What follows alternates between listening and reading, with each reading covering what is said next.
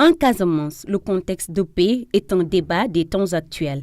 Cette période d'accalmie, observée depuis quelques années, est le résultat d'une volonté commune des différents protagonistes de déposer les armes, mais surtout le travail colossal abattu par la société civile, les autorités et surtout les organisations sociales et humanitaires qui s'activent à soutenir les victimes, à participer au processus de négociation et enfin à obtenir une paix durable, la journée de la paix, organisée par la plateforme des femmes pour la paix en Casamance, entre dans cette ligne directive. Aujourd'hui, une compréhension est là où nous nous comprenons et je pense que nous pouvons continuer à cheminer ensemble. La présence du MFDC nous réconforte et cela témoigne encore une fois de la volonté du MFDC d'aller vers la paix. De même que la présence des autorités de notre pays. Le président de la République a très bien compris que la résolution 1325, qui est notre parchemin, le président de la République a bien compris que cette résolution 1325, il faut l'appliquer dans notre pays en accompagnant les organisations de femmes. La célébration de la journée de la paix avait cela de spécial. Une reconnaissance envers de grandes figures féminines qui ont eu à marquer l'histoire du Sud. Le choix, non moins fortuit, porté sur ces femmes permettra de conforter leur participation au processus d'une paix définitive. Parmi les 4 femmes qui ont fait l'objet d'une exposition, nous avons pu rencontrer Mme Francesca Pereira, originaire de la Guinée. La Casamance, je crois que c'est mon devoir. Parce que moi aussi, j'ai vécu. Nous, pendant la lutte, on marchait à pied pour traverser la frontière de Sénégal pour aller dans notre zone de liberté. Alors, on a tout passé ici, beaucoup de choses. Je suis la plus jeune de vous tous parce que j'ai 74 ans. Alors, c'est pour dire que j'ai le courage encore de continuer debout à se battre. Alors, on a passé par plusieurs étapes de la vie. Pour moi personnellement, la paix en Casamance, c'est la paix en Guinée.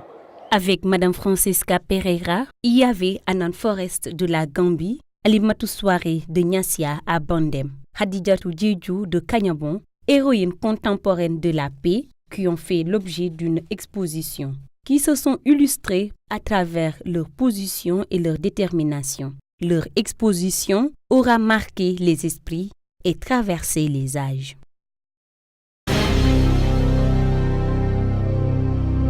Je dois dire qu'en donnant la parole aux dignes fils de cette région de Ziguinchor, que sont le ministre conseiller Benoît Sambou et Mme Innocence Tampiaï, j'ai mis en exergue leur statut de fils de la Casamance et de haut commis de l'État.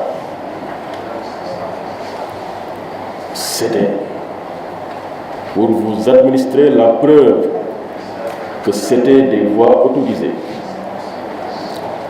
qui peuvent s'exprimer à l'occasion de cette importante cérémonie organisée par la plateforme pour célébrer la paix à travers le monde.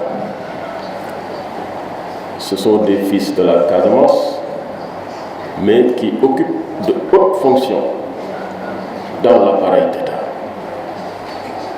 Ils sont donc au fait des politiques publiques sans dédaigner leur connaissance du milieu. Et j'estime qu'après les avoir écoutés, certainement vous avec moi, nous ne sommes pas déçus de ce que nous avons entendu émanant d'eux, parce qu'ils ont su parler en homme d'État, mais également et surtout en fils de la Casamance. Je voudrais donc les remercier, les féliciter et demander à vous, toutes femmes de la Casamance, de les appuyer, de les accompagner, car les appuyer et les accompagner, c'est appuyer et accompagner le chef de l'État. D'ailleurs, je pouvais tout simplement m'en tenir à ce qu'ils ont dit, parce que l'essentiel a été dit, et bien dit. Mais je ne peux ne pas magnifier l'action des femmes de la Casamance à travers cette plateforme. Je les ai reçues au mois de mars, quelques jours après avoir pris service à Ziguinchor. Je les ai écoutées et j'ai compris que la paix se fera avec elles.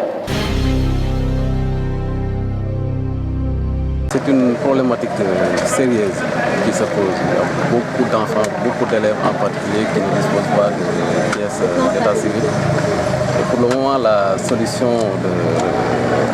mise en œuvre consiste en l'organisation d'audiences foraines.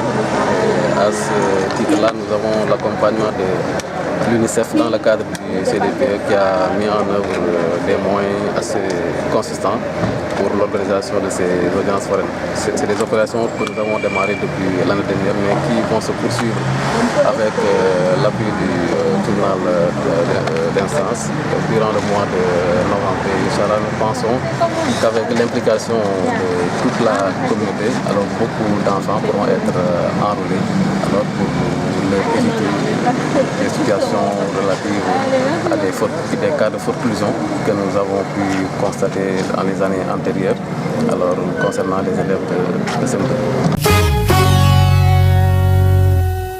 Malgré les risques de bombardement, l'ONU reprendra ce jeudi ses convois humanitaires en Syrie.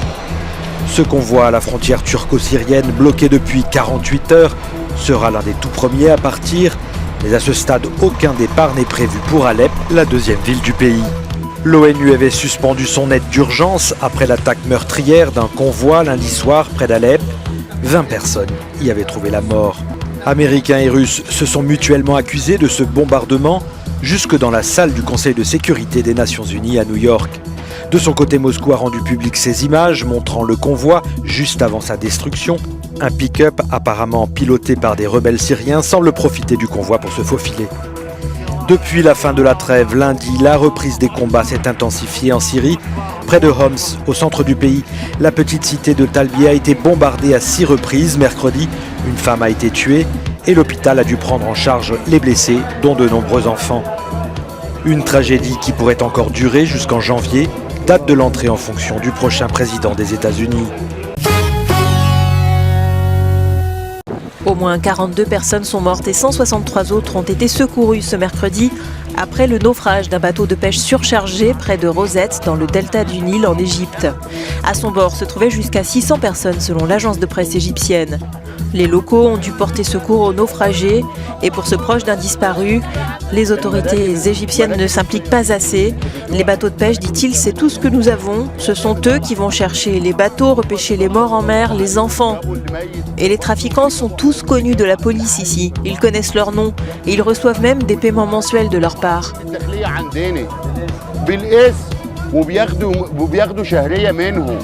Depuis le début du printemps, un nombre croissant de bateaux de pêche partent d'Égypte avec des centaines de personnes à leur bord. Selon le Haut Commissariat de l'ONU aux réfugiés, ces départs d'Égypte représentent environ 10% des arrivées en Europe. Le voyage est particulièrement périlleux, avec de nombreux transferts en pleine mer sur des bateaux en mauvais état. Mesdames et messieurs, bonjour. Pour la revue des titres de ce jeudi 22 septembre 2016, nous débutons avec la une de Sud Quotidien. Magal 2016, travaux routiers, voirie, assainissement, gestion de l'eau, de l'électricité, Touba met la pression sur Macky Sall. Des engagements ont été pris, mais rien n'a été fait, selon Serigne Abdou Khadre. Bombay, drame à Daroufal dans la commune de Ndangalma, un neveu poignarde à mort son oncle. Ousmane Sissé, directeur des mines sur les contrats pétroliers, c'est un débat inutile et stérile. À la une du Populaire, sanctions pénales après les émeutes de mardi, ce que risquent les mutants de 100 mètres. Ils vont être présentés au procureur et devant le juge d'instruction pour de nouvelles inculpations. Ils pourraient être poursuivis pour association de malfaiteurs, tentative d'évasion, coups et blessures volontaires, mutinerie en lieu de détention. Alioune Sall répond à l'opposition par le mépris. J'ai tellement à faire que je ne veux plus perdre de temps sur ce sujet. Grand-messe du mouvement ADK samedi à la Médina. Le camp de Khalifa en convention nationale. Va-t-on vers une investiture du maire de Dakar à la présidentielle de 2019? Serigne Bass Abdou Khadre sur les préparatifs du Magal 2016. Il y a urgence de faire plus d'efforts.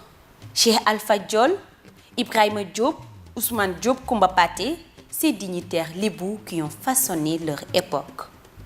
À la veille de sa conférence de presse, Sonko se requinque à Darou Mourti. À la une de Stade, le quotidien du sport titre Pape Alioune Ndiaye, milieu des Lions, on sait ce qu'il faut faire pour aller au mondial. Grèce, nouvelle recrue à Lyon FC, Henri Camara pour un dernier sprint. Malik Daf sur son départ des U20, je ne souhaite pas polémiquer avec la fédération. Jeux de dames championnat d'Afrique 2016, Youssou Ndiaye bien parti, Ndiaga Samb timide. Nous terminons avec la une de Sunulamb. Mbaye Gueye scrute le combat royal.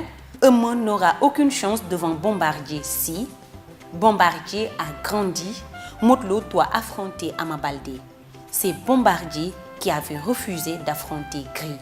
Face à face avec Pakala, Gris 2 contre un lutteur hors du commun. Kandji décroche le combat des espoirs. Yanda Alioune Seye 2 scellé. 15 victoires, 11 défaites. Parcel Mbolo se sauve in extremis. C'est tout pour la revue des titres de ce 22 septembre. Au revoir.